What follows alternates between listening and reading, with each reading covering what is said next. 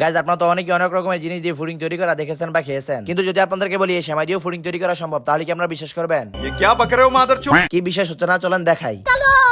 এর জন্য প্রথমে একটা সেমাইয়ের প্যাকেট নিয়ে হাতুড়ির সাহায্যে ভালো মতো সেমাইটাকে গুঁড়ো করে নিতে হবে। আমার বাসায় হাতুড়ি ছিল না বলে হাত দিয়ে কাজটা সেরে নিলাম। এরপর একটা পেন নিয়ে তার ভিতরে দিয়ে দিতে হবে 1 চামচ পরিমাণ ঘি। দেন ঘিটা একটু গরম হয়ে গেলে আমরা দিয়ে দিব আমাদের সেই গুঁড়ো করা সেমাইটা। এরপর সেমাইটা একটু ভাজা ভাজা হয়ে গেলে আমরা এর ভিতরে অ্যাড করে দেব দুধ। আর এই দুধটাকে অন্য সব পুডিংয়ের মতোই জাল দিয়ে অর্ধেক করে নিতে হবে। দেন দুধটা কষানো হয়ে গেলে আমরা এর ভিতরে দিয়ে দেব কনডেন্স মিল্ক। আর যদি বাসায় কনডেন্স মিল্ক না থাকে তাও সমস্যা নেই, আপনারা এর পরিবর্তে দোকান থেকে কিনে এনে দিতে পারেন। আল্লাহর কসম তোরে যদি আমি বিয়া বাড়ি পাই, আল্লাহর কসম।